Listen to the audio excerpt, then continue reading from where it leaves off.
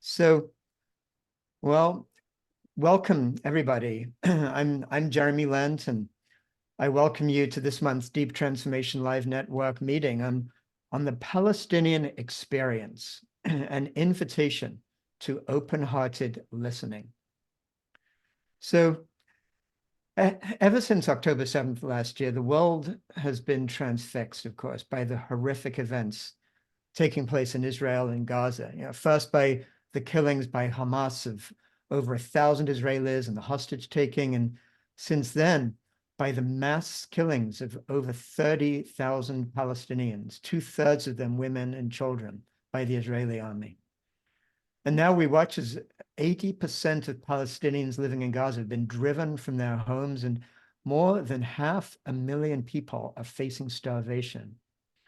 And of course, the suffering in Palestine and Israel goes back way beyond October 7th.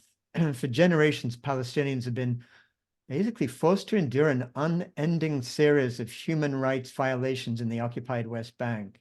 And yet their daily experience of hardship and humiliation is barely ever mentioned in the Western media.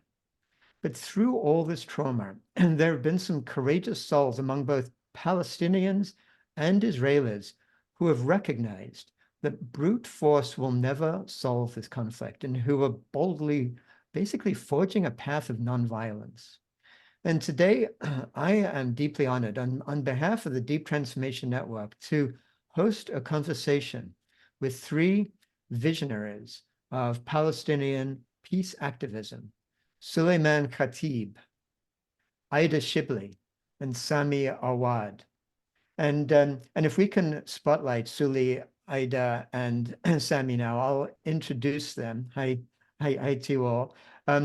Souli has, welcome Souli, has been twice nominated for the Nobel Peace Prize. And he's co-founder of a grassroots nonviolence movement in Israel and Palestine called Combatants for Peace. And he's internationally recognized for his contributions to promoting peace and social justice. And Aida, welcome to you, Aida. Aida is an indigenous Bedouin woman from occupied Palestine and longtime resident of the Tamera Peace Research Village in Portugal. And from there, she conducts sacred activism rooted in prayer, authentic love, and deep healing. Well, welcome to you, Aida. And Sami, hey there, Sami is a Palestinian Christian living in Bethlehem, and he's executive director of Holy Land Trust, an organization dedicated to a nonviolent, spiritual, and pragmatic approach for the Palestinian community to resist oppression. Really glad to have you here, Sami. Welcome. So warm, deeply appreciative welcome to all three of you. And before we begin the conversation, I just want to note for DTN members a few aspects of today's session that are different from our usual approach. And first, today's event is an invitation to open-hearted listening. And to encourage that, we're turning off the chat now for the first part of the conversation to invite you to focus all your attention, your head and your heart, to what Souli, Ida, and Sami will be sharing with us. And then in about 45 minutes, I'll be inviting DTN members, Galia, Ronan, and Miriam Lutz, to lead us in a grounding practice, and then into our breakout rooms, which today we'll probably have in dyads or triads, we'll see play by ear, to encourage further deep listening to each other's felt experience. And you'll also have the opportunity to choose instead to stay in the main room or to opt for 10 minutes of a silent group meditation. And then after that, we'll open up the chat for the Q&A section. And today we're going to invite you to use the chat to write your questions for the panelists, and I'll read a selection for them to answer. But first, let me turn to you, Ida, and ask if you could lead us into a prayer of peace for us all as we start out this journey together. Thank you, Jeremy, and thank you everybody for being here. Assalamu alaikum means peace be on you, upon you. And my prayer for today is first to all of us to take once a breath together. Imagine around this amazing round blue planet, we can take one breath. Let's take it together.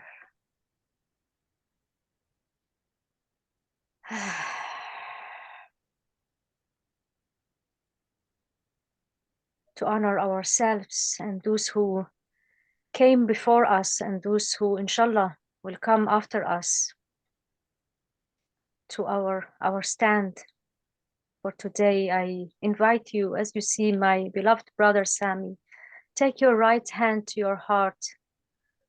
Feel your own beating heart.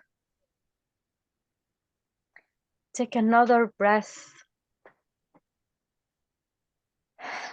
as this privilege of being able to be in comfortable, safe conditions.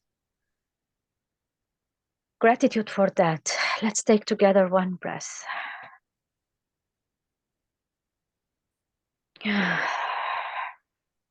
with this breath, you take to your heart deeply this gratitude to acknowledge, have my body, my senses around me, conditions of comfort, warm enough, cold enough, fresh enough, enough light, enough nutrition. Even the divas of electronic life are surrendering to us. What a luxury. Thank you, life. And keep holding your beating heart with this acknowledgement to the privilege that we have.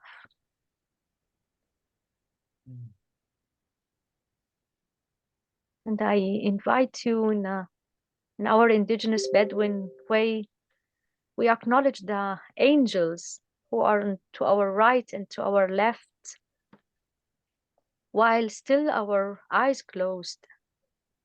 Move your head to your right shoulder and greet the angels, the protection entities, whoever you called standing on your right. Assalamu alaikum.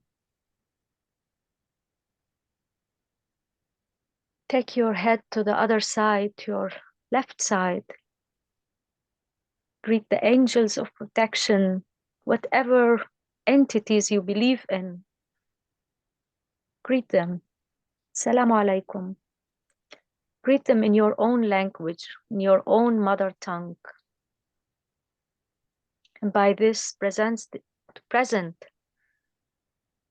the variety, the diversity, the abundance of cultures on Mother Earth, so many languages, so many ways of being. And may this hour of time that we consciously arrived here, take it as this responsibility to respond to the privilege that is given to us, to open another chamber in the heart and listen. Listen to experiences that we don't know, open to visions that we want to know, stories, pain, revelation, hope.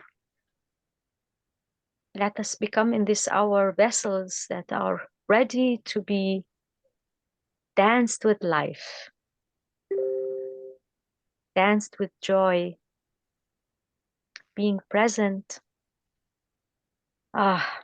being worthy to be called human beings in these times. May all the light and the joy that we need be up with us. And may we take this light and joy and turn it to responsibility, to standing for life. And when life wins, there will be no losers. Amen.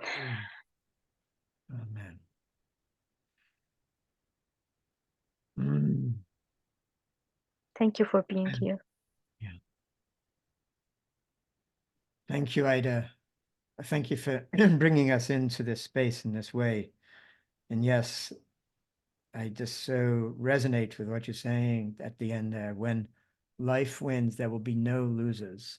And I feel that's something that we can really explore what that really means today in this session together. And really what I'd like to do to start out this conversation, really kind of ground us in where we're at right now, is if I could actually just ask each of you um, to just kind of touch into how your life has changed since October 7th and since this like conflagration has been taking place. Perhaps I can turn to you, Sami, and ask if you just like to share just a touch into how your life has changed. Yeah, thank you, Jeremy. Thank you, everyone, for being in this space. Thank you, Ida. Beautiful words. Definitely, I can share that my life completely changed on a very, very personal level, and also in the collective work that we are doing, that I'm doing, to bring a sense of peace and justice to this land. On a personal level, I have family in Gaza. The first reaction I got when the full story of what happened October 7th came was Gaza is going to be destroyed.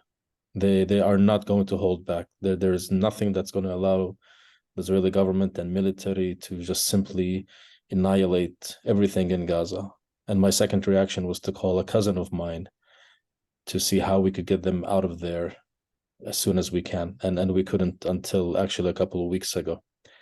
And so for this whole journey, it was a very personal struggle, having elderly uncles and aunts that are sick as well, cousins that had to move to 5 different places with nothing, absolutely nothing, lost their home, lost their belongings. Of course, having many other relatives and friends that have been killed and injured by what happened. So on that personal level, it was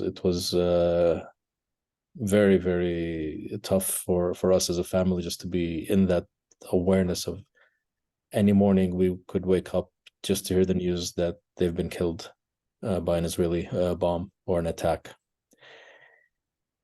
On the activism level, I would say for me, and think many of us within the activist community, it was a wake-up call in a way. We've been working for peace in this land for decades. We've been actively engaged in nonviolent activism, resistance, dialogue work, group work, bringing people together, engagements, building relationships within the peace community, and on one level, what happened October 7th brought a shock to many of us. Many activists, sadly, I would say, simply went back into the narrative of the collective of their own nation, of their own people. Mm-hmm. The narrative of victimization, the narrative of we need to defend ourselves, even peace activists calling for arms to be used, to be carried, again, coming from that place of fear and trauma. But it showed for me that all the work we did wasn't enough, and not to say to stop it. That there is a resolve there to go much deeper, to create spaces where issues really come up, not to be worried that somebody might be offended or challenged by a thought or an idea. If we cannot sit together and listen to each other in argument, and listen and hear each other with love, then we actually allow for spaces where arms and tanks and bombs become the voice that take over. And so for me, and we could talk about this more, there's been this resolve to become much stronger, much more clearer in the vision that we need to set up as activists for this land, in addressing ideologies and issues that do create discrimination and racism and violence in this land, and not to be silent about them, not to give excuses around them. to be more clear in our activism and more active in our activism and more engaged in it, and understanding very well that there are risks that will be taken. Just to share what's happening in my house, I have 20 people here actually in my house now celebrating the release of a Palestinian nonviolent activist who was arrested and has been in prison for 4 months because of his work in nonviolence. They're all sitting in my house downstairs now celebrating his release. And the first thing he said when he was standing in front of the judge and he said, "I'm a nonviolent activist," the judge mocked him, laughed at him, and ridiculed him.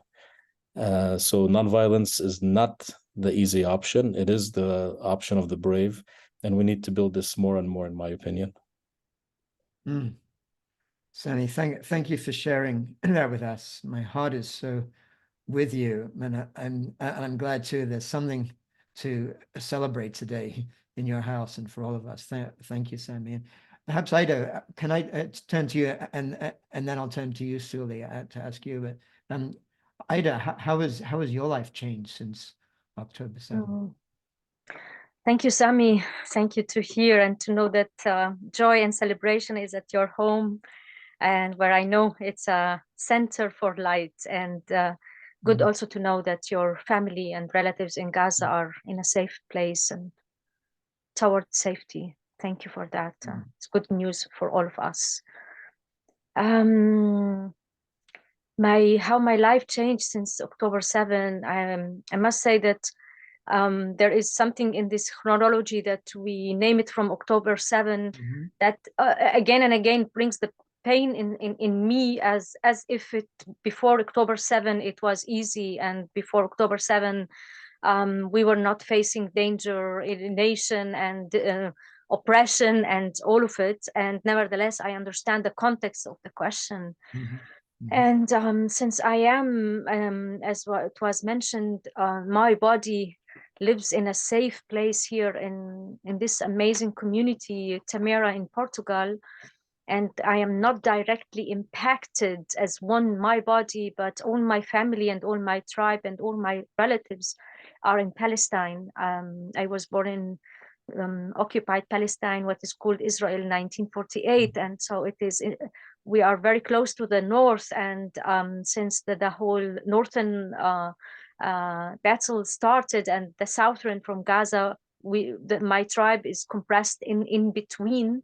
And mainly I was living and accompanying the pain and the danger of my relatives and my tribe and all my people in Gaza, and seeing how the hammer of oppression have become harder and harder on my relatives. And in my village, how my mother suddenly was not ready to go with her hijab, seen immediately as a Muslim, to the next village to pick up her post or to go to the bank, because she will be humiliated, in danger, assaulted. And then I wanted so much to go and visit my family and to get the clear order from my father saying, "Don't come. Your name and your reputation as an activist, you will be arrested, and I cannot bear it to run after you again to jail," because he had to face it when I was 16. So it was this place of how much you want to go and lay your body with the people, and to be told, "Don't come, you will be put in jail." And my life changed, and still changing, to see that with every meal that I take, I am aware that part of my identity, all of my identities that present me living in this abundance and luxury, is targeted and being under starvation. I watched videos, I watched the news, I follow everything, and I am every day broken to thousands of pieces, and every day creating rituals and ceremonies and prayers to collect my pieces again. And this, I think I do, and I know it from many sisters, we do it every day, many times. 5 years ago, I helped a young woman from Gaza to leave Gaza. Mm-hmm. She's my neighbor. We adopted her in this community and accompanied her process. And 2 years after, we were able to get her 2 kids and husband out of Gaza. And now she lives here in Portugal. Mm-hmm. And she lost more than 60 people of her relatives. Oh. And to sit every day with her, counting the names, showing me photos, crying on them, my heart is broken. And yeah, we can speak more about it. And to go back to the level of the work, we live here, Israelis and Palestinians, together in this community. And to see how that shock that happened in October 7th, how it was used and manipulated on Jewish bodies, and that even my friends, those that I know for 13 and 14 and 15 years, and we lived together, actually, literally, we lived together, we are neighbors. Right. How some of them turned into saying, you know, all my life I was against bombarding of Gaza, but this time, and they wouldn't finish the sentence. And until today, I mean, we went out of that phase. We did a lot of work here in the community to make peace debates and understand the depth of the trauma. But yeah, many Jewish people, Israelis who came to this region because of Tamera have become very extreme anti-Palestinian, and even this place, Portugal, can become dangerous in some activities that we are doing. On the global level, I'm not like Sami who's saying we failed, but I say, yeah, I mean, I see here Sam saying we failed and we have to continue and we have to elaborate. And I say, yeah, all this peace work that we've been training for, this is the time of it. This is the time that we use it. And we need to change strategies. We need to not allow this crisis to be wasted. We need to take it fully so it can change and inform our actions. Where do we want to go from here? How do we go out from here? And also to create enough spaces where not the immediate answers are coming, but to create spaces where we listen to spirit. What is new? Because this genocide cannot be, nothing will go back as it was before. Right. Also, what was before was bad. Exactly. Yeah. Thank you, Ida. Thank you. And I so hear what you're saying about we can't get too stuck on that date, October 7th, as if there weren't generations of this oppression that were taking place. And at the same time, I'm picking up from both you and Sami this pattern of that this has been such a shock to the system that it is really stressing even those moving towards peace activism. And it's also, is there an opportunity in that old thing, like a crisis is an opportunity towards something being done differently to really shift the direction towards peace? So yeah, thank you for that. And let me turn to you, Souli, and perhaps like to just kind of start off with to ask you that same question. Just how has your life changed since October 7th? And then I'd like to go deeper into before that October 7th date. But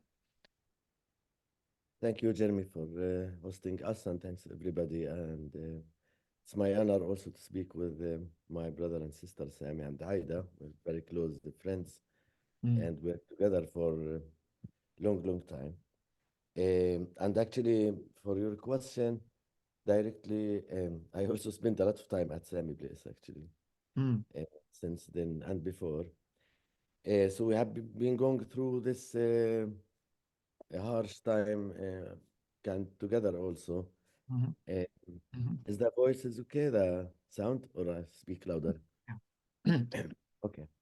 So when October 7 happened, like to say, I also um, um, I was in Ramallah and I was going to my cafe in the morning, and the news starts coming. I have a strong feeling that something big is happening, like some historical moment is happening, and there is like a historical change is happening. That was my quick feeling. And to be truth and honest, I had like different feelings changing dramatically that same day in the morning. Uh, and the first news came, like I was kind of, the revolutionary little boy inside me was excited that finally, as a prisoner, like finally something is breaking the system. And I want this, like breaking the system, the siege in Gaza, the checkpoint. Though I'm calling for nonviolence and committed to nonviolence, but still, this was a big energy around this. And then when I saw that there is also harming for civilians, I felt guilt and shame. So I was going through different feelings, and that's my truth, full truth. Especially that some of the people that were harmed, I like actually some I know them personally, like Vivian, for example, that was killed, and so some of my Israeli friends from my circles also that have relatives there. So some people I know them personally or friends of friends, and a big fear came also that knowing what this Israeli extreme government will use this opportunity to escalate the situation and not search for a political solution rather than finding like a excuse for like a new Nakba in Gaza and elsewhere because as Aida mentioned, I live in West Bank, I live in Ramallah, my family live in Hizma outside of Jerusalem in Area C. The settlers attacks and the army in West Bank is a daily life, part of our daily routine. My sister live in Nablus. So Nablus, Jenin, Tulkarem, the north of West Bank are living many Gaza situation since already like the last 2 3 years, by the way. Um, and what happened after October 7, like basically shift the energy towards Gaza. And of course, um, in my circle also, direct circles, we have people from Gaza that live in West Bank. Two of them mainly, I would mention, work in my organization, our organization, that has lost a lot of their families and their houses were destroyed, and the rest of the families were displaced already. So there is a lot of emotions like that going on in the human level, to say, and a lot of fear, a lot of trauma response. Also, when I go to my family and in West Bank and Gaza, and East Jerusalem, of course, the escalation of the violence of settlers and the army has become really beyond describing anyway. So the displacement in Jordan Valley and the villages in Area C, so lots of fear, and even in Area A where I live in Ramallah, like the army is coming every night as a normal routine of arresting people and killing people and so on. Um, there is all of this violence, and of course, it can't even be compared to what happened in Gaza itself, with the with everything happening there. Of course, the starvation and the hunger and really like harsh events happening in Gaza that affect our, like heart, of course, and our soul. At the same time, for me personally, as a person that created and being part for the last 2 decades of a shared spaces, to say, or a joint groups that try to find, alternative solutions and speak about nonviolence and activism and peace building. This was, as Sami mentioned, like a big waking up call. We can't use the same strategies like before. Yeah. Uh, so this historical shift actually in that level, I want to speak to that a little bit because me personally, I don't know even how to explain that. I and Sami knows this. I have, I was very grounded and calm after October 7, and that's how I function when there is more crisis. And some people think it's a trauma response because I was in jail, and this I truthfully don't know. It's more from my tribal culture. Some of us has this gene when there is more crisis. There is some people like get more calm. So my rule was actually to navigate the moments, these harsh moments, also among some of my circles, Palestinians and Israelis, because as Sami mentioned, I personally immediately knew there is some divorces in this partnership. Right, right. And so I have a lot of conversations with Israelis that said, oh, we go to the army and then we come back to be part of the peace movement, Combatants for Peace and others. I personally usually have flexibility in my positions, but for me, this was a red line, very clear. Um, Either you choose the arm solutions and the violence, either you choose non-violence. That's it. There is no gray in between. Uh-huh. And also some Palestinian, that also turn back to the tribe. But with that said, I have to say, I feel there is like a bunch of people that really strong, stayed strong, what we call it in Arabic, sumud, steadfastness to the beliefs, to the partnership, to the relationships, and Yeah. to the ideology, despite the pressure in the society and the system. And I'm really proud to be part of this, honesty, and that allowed me also and others to raise our voice loudly Mm-hmm. uh, in the biggest like mainstream media globally, actually, Right. because of these partnerships, and also because with sensitivity, I'm saying the opportunity. I think the situation like led to um, kind of the system is shaking and there is like a global movement now awakening globally, and I think the conversation has moved from peace building dialogue, which is I'm still in support, Yeah. liberation conversation. Honestly, running the conflict is can't continue managing the conflict, and we need like a political solution, and we need like healing and freedom for all the people from the river to the sea, no matter what Right. exact solution. And since then, I personally have been active and talking to a lot of people locally, globally, about this energy that we want to um, transformation. You spoke about transformation. This session, like about transforming this energy locally and globally. It's all connected Mm-hmm. to the liberation, where, like I mentioned, like everybody can live abundance and life and Mm-hmm. struggle for, because there are a lot of forces that pushing for more war and dark energies in Right. our region and globally, and we have to unite as activists now, coordinate to really imagine a different world and to work for that. Yeah. Thank you. Yeah, thank you, Sulie, so much. And I mean, something I'm really picking up from all three of you is this notion of something's got to be done in a different way now going forward, and as a result of how extreme things have become. And Sulie, I would, while I'm speaking with you, would like to just kind of ask you a little bit about your own path to this place.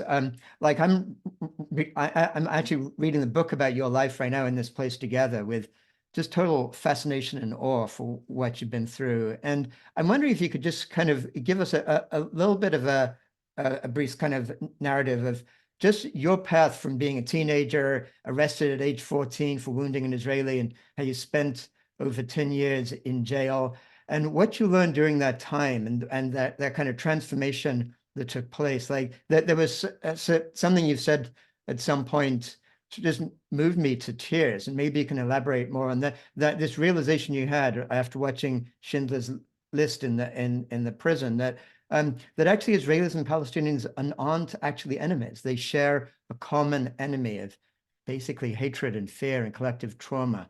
And this seems so profound and maybe underlying the strategic shift that is needed. I just wonder if you could just tell us a little bit more about that own journey that you took.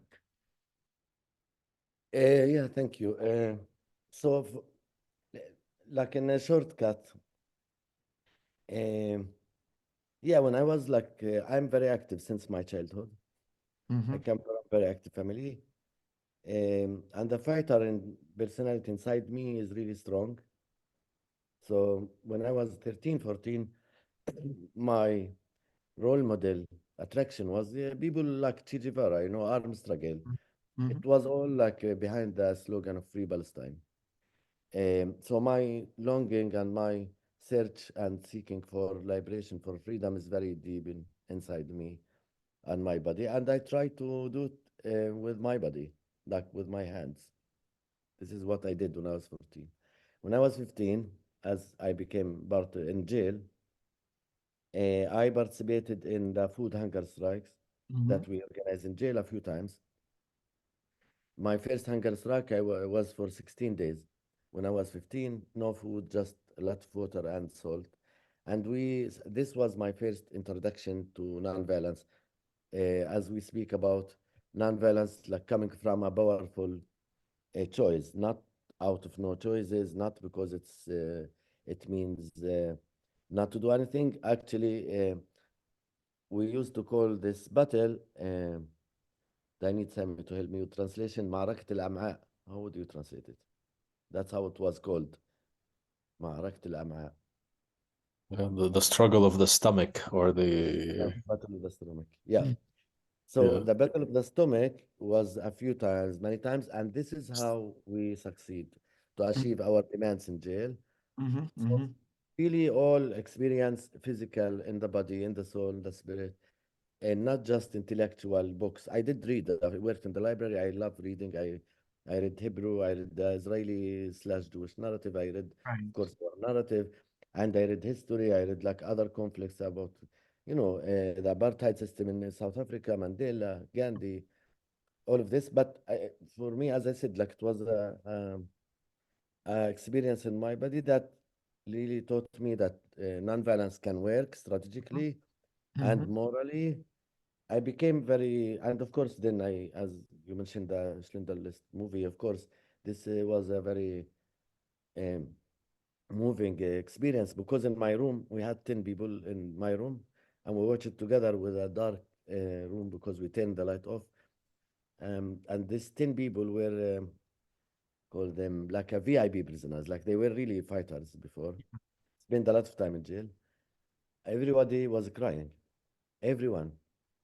So I was part of this, and then we have to turn the light on, and there was a tension moments because we're crying for the ancestors of our enemy that put us in jail, right? So there is these dynamics. Of course, for me, I come from a tribal system again, that we practice something called sulha. Aida knows this also very well, and Sami, like the sulha practice is really thousands of years, which is reconciliation. And that's why, for me, one maybe point here to say it's important for me always to bring the global culture into a localization, Mhm. to local Yeah. resources that we can use. And this experience, as I said, like one taught me, since then I believe there is no military solution. And second, I um, I decided also like to that our liberation, as I said in the book, like is really connected, and I don't see any other way over the history, Yeah. not in the thousands of years, not in the coming thousands of years. Mm. And Mm. I prepare to really like work together to find, Yeah. common ground. And to finish here, to say that many people in the West, especially because you spoke about there is a lot of hatred, anger, this, yes, and Mhm. I have to say this is a Western theory that Arab and Jewish hate each other. I don't really believe in this because I Mhm. grew up in a family in Jerusalem. I grew up in Jerusalem. Every Palestinian family I know had a Jewish friends, actually. One. Second, Arab and Jewish lived 14 centuries together in relatively good story to tell. Not to romanticize it, but relatively. So I think there is a lot of Western propaganda Yeah. for Jewish and Arab to keep fighting forever. And honesty, I don't want to put everything in the West, but there is part of that honesty. Like, Yeah. so I think we have to be aware that there is a Mm. reference in history and also for something for the future to Yeah. think about. Yeah. That's a um, real kind of beam of light, that idea that it's not necessary, this kind of conflict that we're told is so sort of innate or whatever. Like, and in fact, there's a question, like a personal question I have that I've been struggling with, and I'd like to share with you, and maybe Sami or Ida, like either of you, if you want to just give me your thoughts on this. And I think it's a question that like hopefully relates to a lot of other people engaged in this conversation too. And it's essentially, as a Jewish person, I grew up in London in the shadow of the Holocaust. And as a teenager, I actually spent several months in Israel. And I was inspired by Zionism. It felt like such a healthy shift from this kind of diaspora Jewish way of living in England.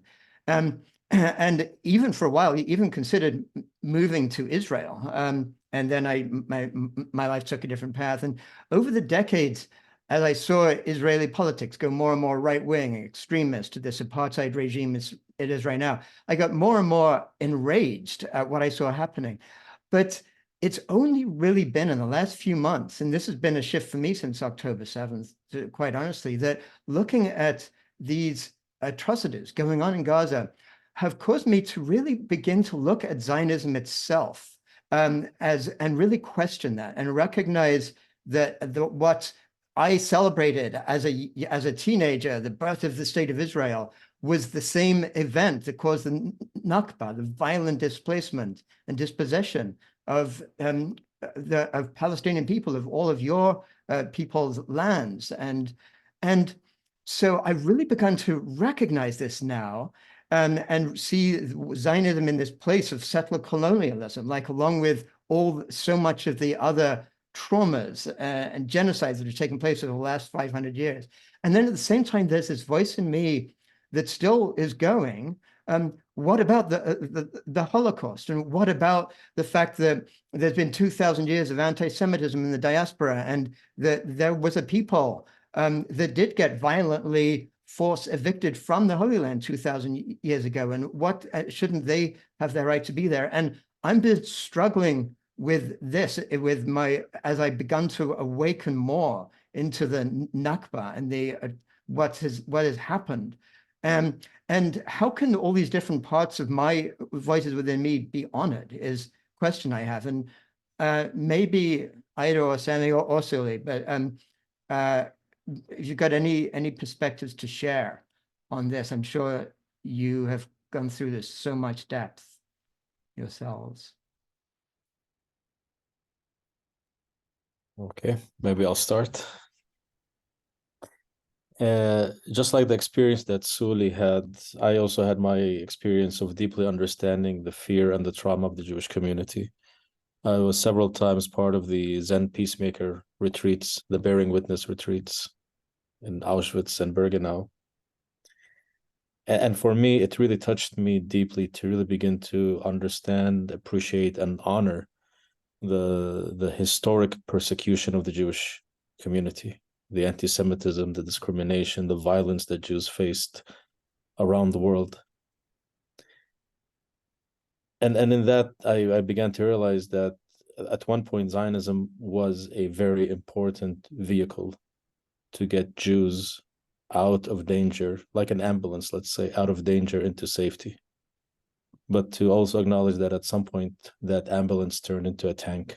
That in its path used, and I would even say abused, the fear and the trauma, the collective fear and trauma of that community to create that colonial system of oppression that was seen as the only way to maintain that Jewish presence is by suppressing, annihilating, and even ethnically cleansing a group of people from that land, or I could even say any land that would have ended up being the homeland of the Jewish people. And then so for me, it was a deep shock to see how that ideology of fear and trauma and mistrusting others was so embedded in Jewish children as I saw them also. And you've seen them, many of you have probably been there in Auschwitz, who go there on trips paid for by the Israeli government or foundations or families, where they are told that what happened to us is not the past, it is also our future. It's this sort of prophetic predictability of even the verse or that what's used in say that every generation and nation will rise up to destroy us. It is so deeply embedded in Jewish identity, this component of fear that as Jews we will always be You don't have a choice but to accept the fact that the future is set up for us.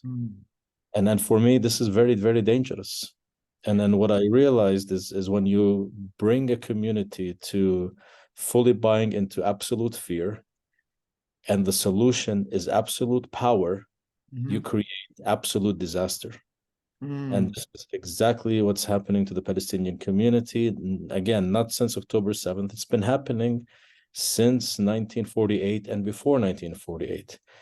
And many of us talked about it. Many of us were silenced not to talk about it, that there is something better. Don't talk about the Nakba. The Nakba is in the past. The Nakba is over. But to be honest, for the Jewish community, the Holocaust was never in the past. It was a continuous journey, and the lens they used to look into us as Palestinians. Every Palestinian is a potential SS soldier. Every Palestinian is a potential terrorist. You cannot trust them. You cannot work with them. Even the peace agreement itself, the Oslo peace agreement that many of us praised and hailed, was completely embedded in fear and trauma on both sides. How can we have engaged in a peace process where our motivation is fear and mistrust of the other? It was a security arrangement at best that so clearly has failed. And this is why I think for the three of us, even as Palestinians who are facing continuous violence and trauma, one of the core things we believe and are committed to is actually the healing of our oppressor from what caused them to become oppressor. We, the three of us, have engaged and continue to engage in understanding that collective trauma healing work is a key component of peacemaking, of justice. Our liberation as Palestinians greatly depends on the healing of the Jewish community from the historic wounds that they have carried and that have been abused by the establishment. Thank you. Thank you for that, Sami.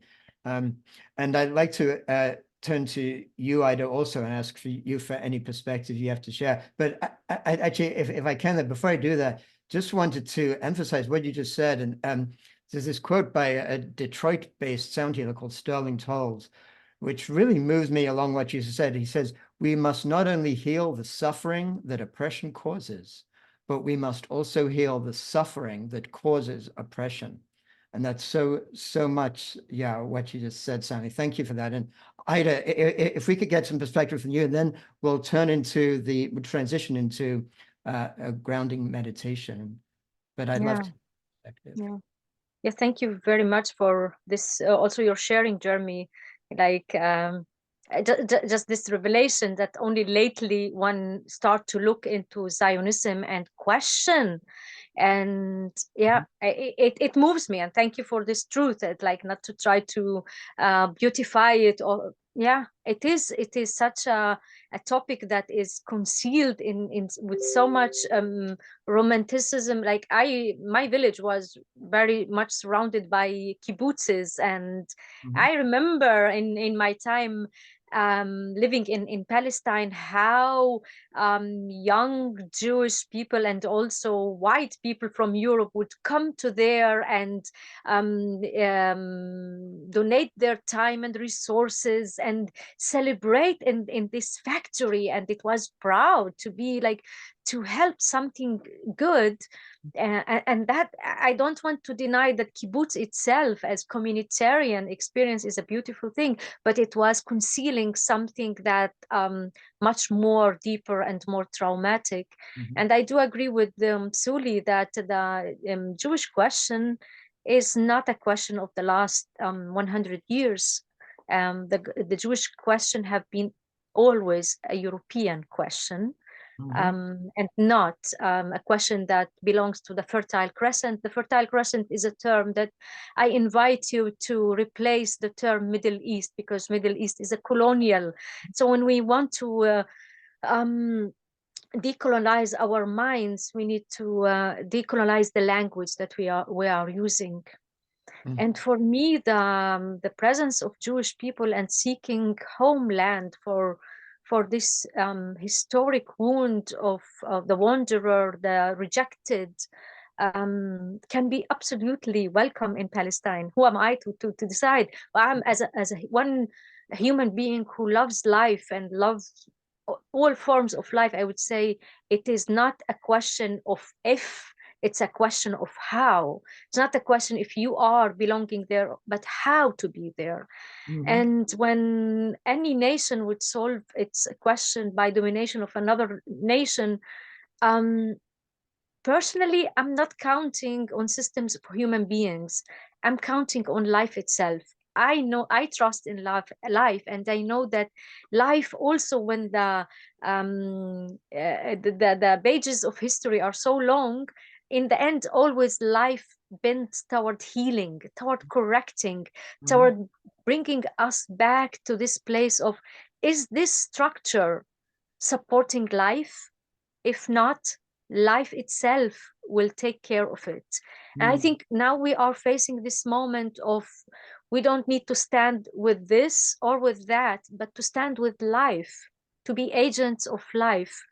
I want to say one last point is, when our politics are trauma informed, we will be aware and know when trauma is being used in order to keep the fear running, and when trauma is activated, and it's up to us all as an agreement to hold it, to hold all of us in the pain and in the transformation. One main aspect of being in trauma informed is to be anchored in love, and when we are anchored in love, we own the no. Often we think that love translates to yes, yes, yes, yes, yes, yes, yes, yes. Also in our personal love relationships, in our families and societies, the yes is equal to love. And many times, and especially in these moments of history, a loving no is a gift for life. If my child is touching a fire, I would say no. And if he causing harm to himself and others, I will stop him also with force. And that will be an act of love. And so my question toward people who are trying to justify for Jewish people, I will ask, do you love enough? If you love enough, you will give your gifts with love, including correction. If you don't love, you will increase the fear and the trauma, and we know who benefits from war in the end. So a loving no for me is a huge gift of life for life. And because I love, I dare to say no. And I hold you in my heart, but no, not like this. Thank you. Thank you. And this way you've taken us to this place of what does love really mean, and coming from that place, what a wonderful moment actually to transition to Galia Tayano Ronan, who, hi there, Galia. Many of you know Galia. She co-leads our monthly Circle of Practice session, which, by the way, will be continuing to explore this theme on Thursday. So we'll give you the link, and it's also on our feed, but we'll give you the link at the end. And Galia is joining us from Northern Israel, and she is a mindfulness, self-compassion teacher, and she's going to lead us in some grounding practice right now. So over to you, Galia. Thank you. Thank you, Jeremy. Thank you, everyone. I would like first, before we start, just to ask that if it is possible, because we're numerous here in the call, if we can open our cameras, then we can see each other. Maybe we can really feel just the atmosphere of being here together, because this is a moment to be just gentle with ourselves. So to anyone who wants that, this is a possibility to just open your camera and be here present in your bodies. So I just invite you all, if you like, to have your eyes closed. You don't have to, but you can also lower your gaze if this is more comfortable for you. And let's just take a moment to just let things settle down. So many things, meaningful things have been said. So just like snowflakes, gently falling down, down. you can let your attention start to flow downward. And just come to inhabit those places where you feel yourself in relationship with support.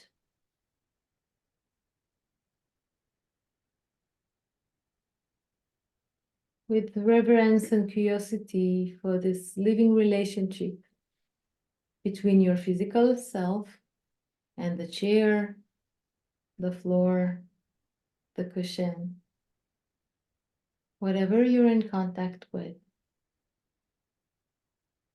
Just this living relationship with support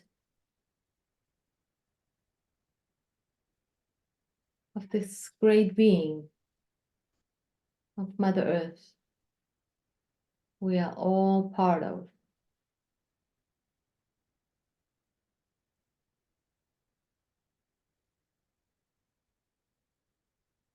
So let us be generous,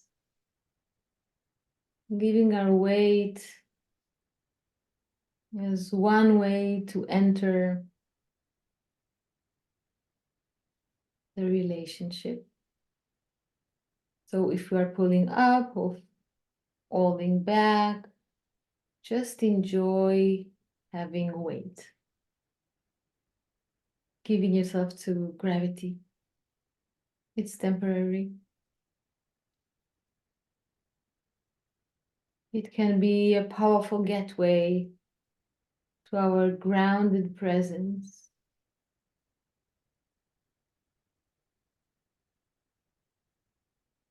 And as you generously give your way, you may take in the felt experience that there's unconditional support underneath you. Just let the land be your unconditional support.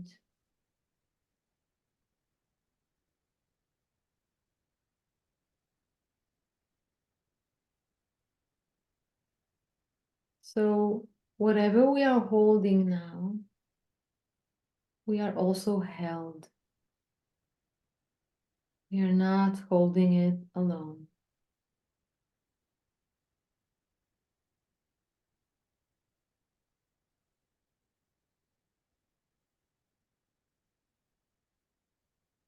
As we deepen our relationship with the ground support, we might dare soften some of the bracing we carry. So let's just take a few breaths. Simple, smooth, just simple breath.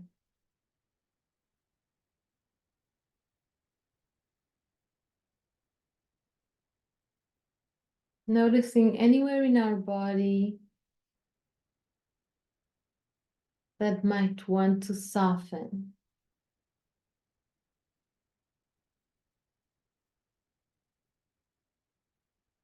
Just breathing and softening.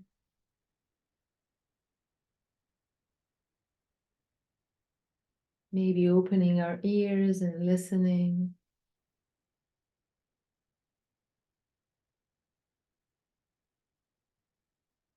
Just sensing ourselves in this living moment. In a place that is alive and moving. Very simply, sensing your breath. And this exchange of the inner and the outer.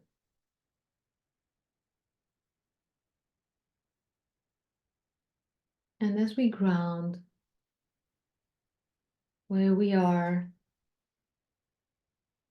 sensing from these points of contact,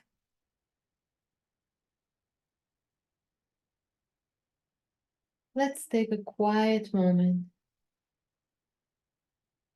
just to acknowledge this great being and the grief histories that are entangled with.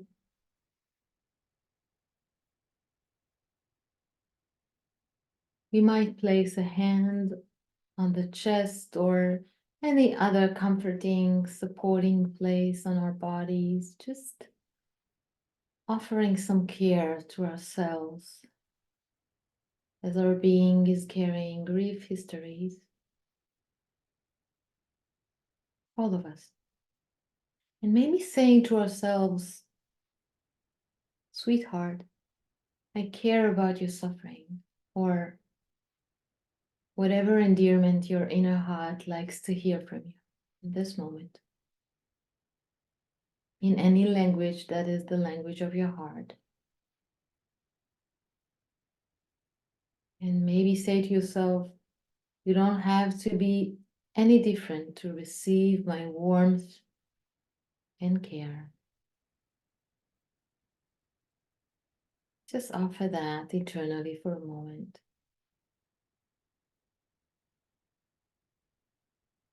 And with this, slowly, slowly, opening our eyes and gradually coming back to the rectangular circle of ours. Keeping our contact here. And just taking a moment to radiate this to all. As we look at each other, I care about your suffering. You too don't have to be any different than you are to receive warmth and care. And we can radiate that out into the world. And we can continue radiating this for the rest of our lives. And in the continuation of this session, as we enter deep listening, and as we know, deep listening is an act of surrender because we risk being changed by what we hear. And so I pass this to Miriam now, that will continue and lead us. Thank you.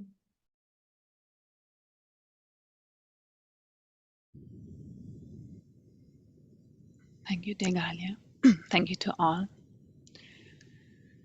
We would like to invite you now, because this is a community event, to really sense again into the invitation that you had received when you knew you were coming in. Invitation to open-hearted listening and the grounding that Galia just led us into as a basic ground we can stand on to be with. We would like to invite you to take this into the practice that will follow now for community. And also the qualities of warm-hearted curiosity. You've heard that before.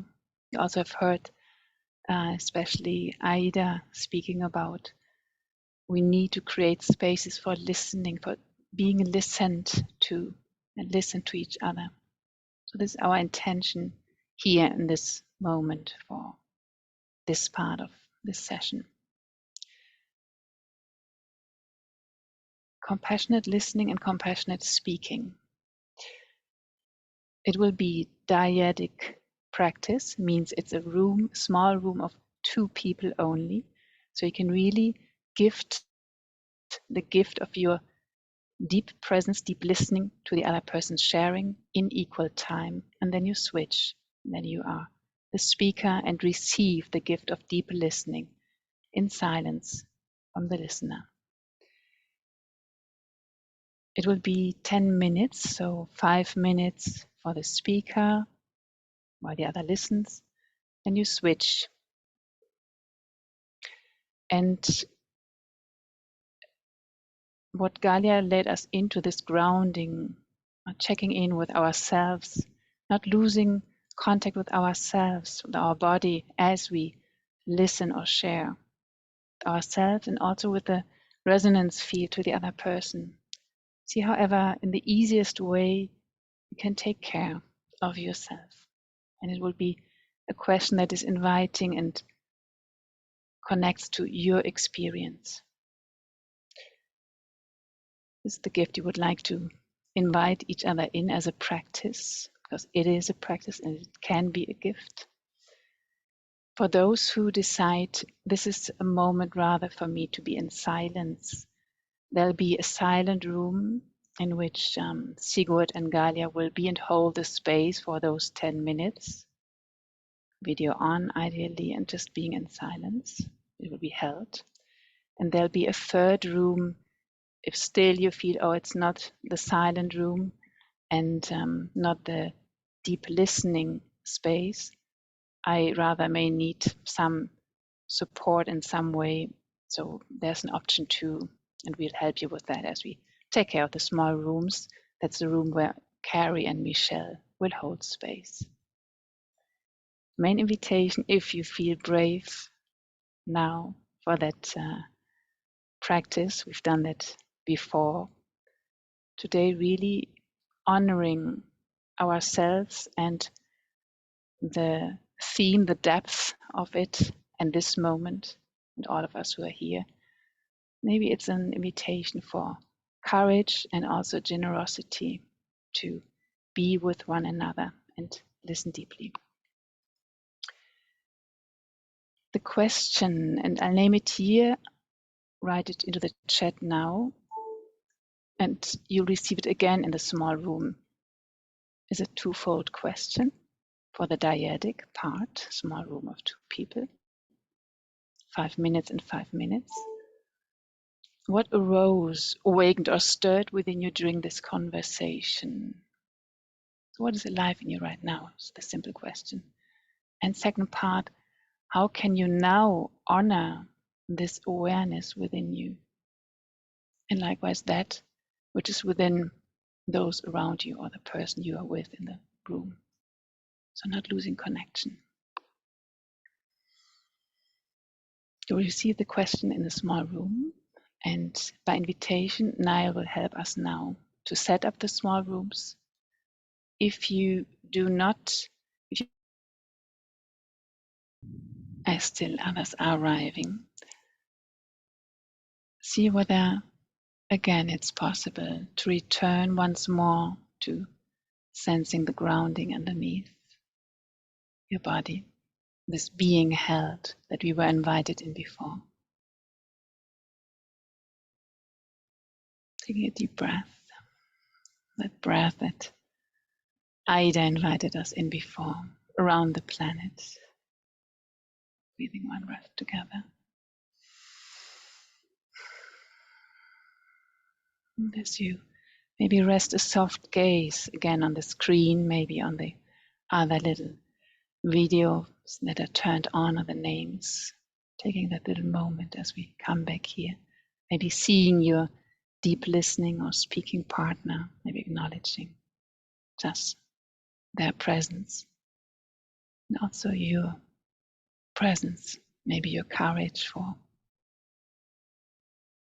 giving your best and for being brave in brave spaces together with an open, listening heart.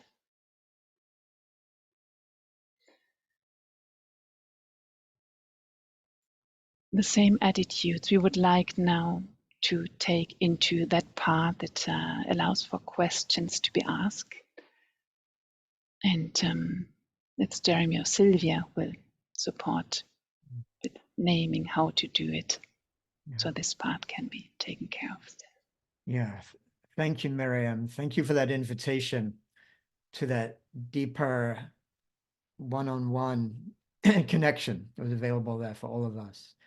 And yes, and so as Janet has already started to do, I invite you now just to put in any questions in the chat. We don't have a long time.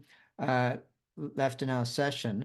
But it's an opportunity if there's something you want to really hear from our panelists to do that. And let me begin with a question that Janet put in the chat.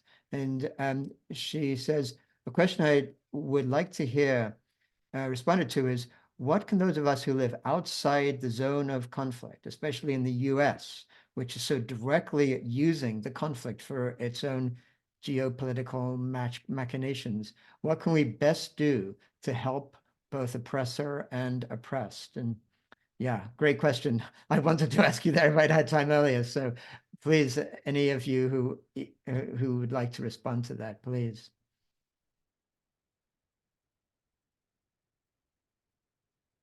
And you have to come off mute. I think we are all playing the Arab honor of waiting to somebody to start. Yeah. We come from a culture that we need to be named and invited. It's really a deep culture of difference. But since Sami is also American, maybe you want to start? I'm just bringing some humor here. Sami, go ahead, and then I would like to add something. Sami, That's another way of playing the culture. Throw it at somebody else. Yeah, I mean, for me, it's interesting question because in a way, the US is not out of the equation anymore. The US is fully involved. Yeah, the US is accomplice to the genocide that's happening in Gaza, to the atrocities that are happening here. And so it's not asking what can we do from the outside. It's you are part of this war. You are part of what's happening. Your country, your nation, your politicians who claim to represent you are complicit in this. And then so for me, it takes, as we were talking about before, it takes now standing up to those people who are engaging in this violence and supporting it and funding it. And then I think it's very important to really address this as Americans from a place where we don't go into our fear narrative of if we elect this person, then not this person, then this person will win and this person will lose, and how bad it is. It is bad where you are already. And it's time to really acknowledge this. The US, this country that I'm also a citizen of, and I'm proud of, is falling apart in front of our eyes. It's turning into fascists. And don't tell me Democrat or Republican. It's turning into a system where capitalism, patriarchy, power structures, the military-industrial complex, ideologies such as Christian Zionism that have taken over are fully part of you and your neighborhood and your community.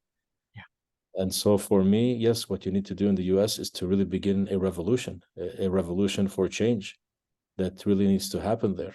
As we are all in this, Ida said this is a global issue. And so for me, my encouragement is stand up and begin the struggle, to begin to engage in creating dialogue, not just about Palestine and Israel, about what's happening in your neighborhood. Yes. About everything that you have turned a blind on for so many years. Now it's time to begin to engage in it. So this is my invitation to really take this seriously, what's happening in your country now. Thank you, Sami. Yes, I hear you very clearly, speaking from California. Yeah. And Ida and Souli, I don't know if you want to add anything more to that question. Yeah. Thank you, Sami. Yeah, I also find it sometimes understandable when people say, what is ours to do? Because I hear it in a way that people still think that Palestine is my issue. And just because the nation that I was born there, it's my issue. And I'm trying to call us to understand that Palestine is a global topic.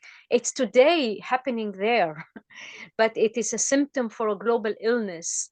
And so if I allow it to continue there happening, I am saying to the future generation and to myself also that I'm allowing it to be repeated somewhere else.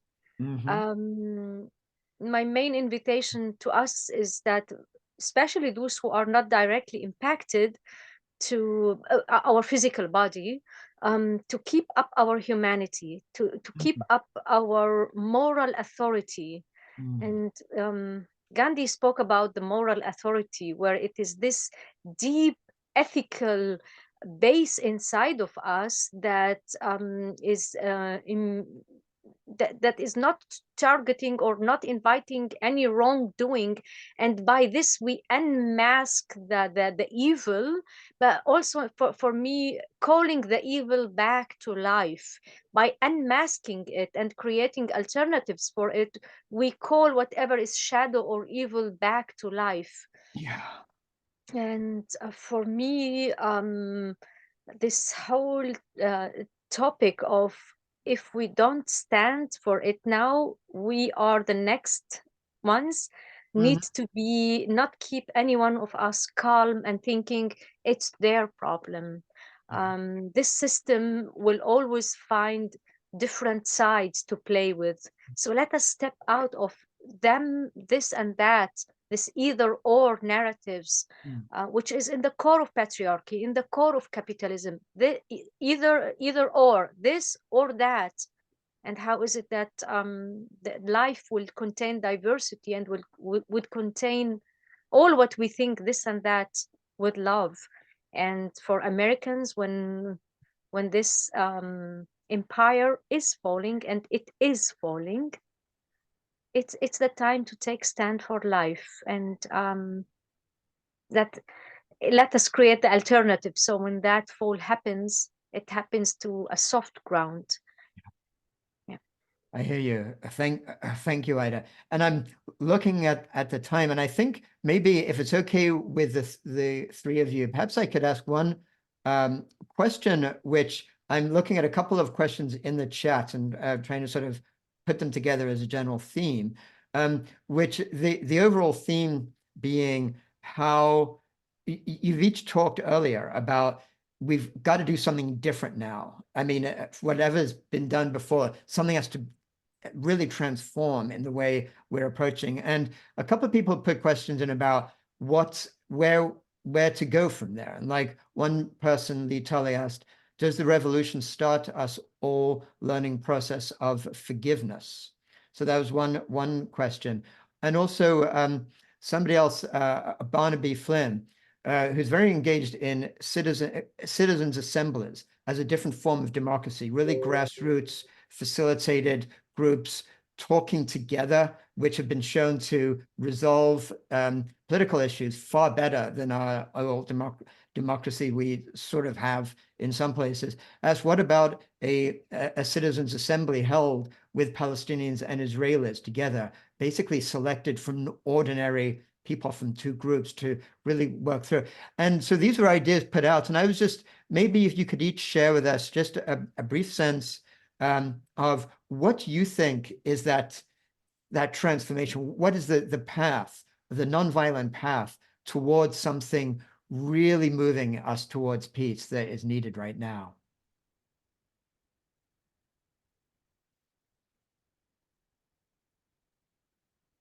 And I'll pick Souli to share first. Yeah, Souli. Yeah, we'd like to hear your voice. Thank you.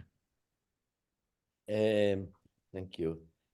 One, I want to firstly, like for the previous question, I agree fully with Sami and Aida, and maybe would like to maybe add one sentence.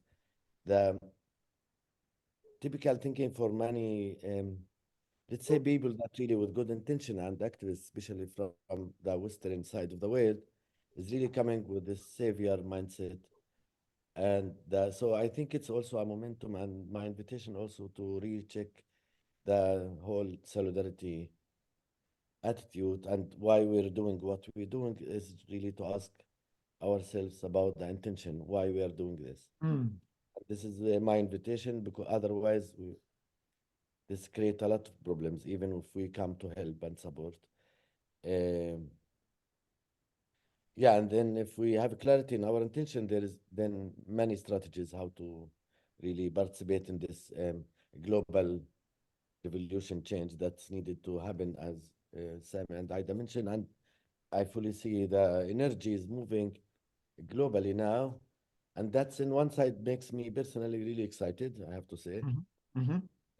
This is the moment for me personally, and for many of us maybe, that we waited for a long time and worked for a long time, despite, of course, the immediate need in Gaza to stop the genocide in Gaza and the hunger and the starvation and the suffering of the people in our land. There is that short needs, immediate needs, I would say, and then the long strategy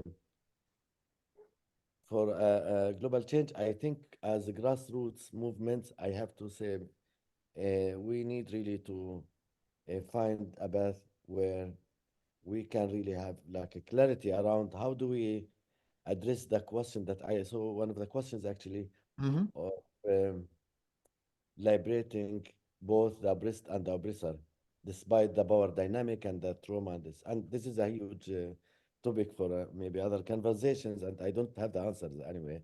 I just like to address that. Um, and like now maybe more than ever before is really building a global coalition of nonviolence as we see the weapon industry, the violent forces, the politicians that want to drag us forever wars and darkness. I think they are very strong, honestly, and the system is really strong. I think, and again, we spoke about Martin Luther King, and others spoke about the people that want to work for love and nonviolence and different world and imagine different world and hold that vision. We have also to work together now globally and locally without the capitalistic mindset and the colonization to change the world. And I see a big opportunity. I know a lot of people now are doing this conversation everywhere while Yeah. we talk. Thank you, Souli. Thank you for that. And I'm aware that we already have overrun the time we were allocating to the session. So, but I also, Ida or Sami, if you wanted to add anything to this question right now, I totally invite you. But if you feel we're good with on that, we can move towards closure. So, I just. I would like to add one direction, because the war, the genocide now, I don't want to call it war, the genocide, the active genocide that is happening now in Gaza is the highest expression of this system of domination that we are living. And so my question toward each one of us, in order to get out of this, maybe not everybody will find the direct action toward what is happening in Gaza, although there are enough. But I would say to each one of us to go deeper inside of us and around us and see for myself, where am I participating in systems of domination? Where am I complicit? And that complicity, it's not being a soldier, is not being a Zionist, is not being no, it's these systems where we believe in the nation state solutions, when we believe and participate in capitalism, when we as men and as women and all genders hold patriarchy and hold either or thinking, when we are participating in othering people, othering other forms of life, when we call something sacred and something not. In all these places, we are not yet living post-domination systems. And then the question, where am I putting my life energy into creating post-domination systems? Some of us find it in living in active decentralized models that do not need the capitalist system for energy, food, and water. Others find it in spiritual works. Others find it in active actions. And in the base, all of them, whether it's our words or our actions, we need to create spaces where our thoughts are also directed toward post-capitalistic, post-domination systems. And these are our gifts for life, and may each one of us find that gift, each in her. Thank you. You said it so clearly for all of us. And yeah, just that recognition for those of us who have privilege, which is most people in this group, to just recognize where are the implicit structures of domination and oppression that we are part of, that we just say, oh yeah, I'm a good person, I'm not doing this, but to look deeper and to look, what can I transform deeply within? And a lot of our work here on the Deep Transformation Network is dedicated to that. And before I close our session, just a couple of things to let everyone know is that we will be having on this topic a circle of practice event that has already been, the link's been put in the chat, on Thursday, same time as this morning's, as today's was, I say morning, California. And it's designed for a deeper dialogue to explore further what arose from today's session and to practice together deep listening, integrating, anchoring. That'll occur 2 days then from now. We had a very brief touch of that in our breakout sessions today. This will be a chance to really fully do that in a meaningful way. And finally, I wanted to share, if we could put in the chat, a link that Ida has shared. People have asked, how can actually directly help the people who are suffering right now in Gaza? And there's a group called Heal Palestine, which is providing essential healthcare, educational support, humanitarian aid, food distributions to the people in Gaza right now, displaced children and families, and providing temporary shelters. So that you can see the link is in the chat if you feel moved to just take some of any financial privilege you have to share. And we'll be putting that link, we're going to upload this video on DTN, and we'll be putting that link there too. So if you don't have access to access it now, you will later. And I just really want to say personally, I just moved so deeply by all three of you. I am deeply, deeply honored that you share your experience and your wisdom with us today. And from a personal place, I'm deeply moved to be able to be in conversation with all three of you, Souli and Sami and Ida. And I hope that we'll have the opportunity for the DTN to engage further in looking, as we look at deep transformation, what does that actually mean in a place that is calling out for that deep transformation so profoundly right now. So thank you for your generosity in sharing with us today.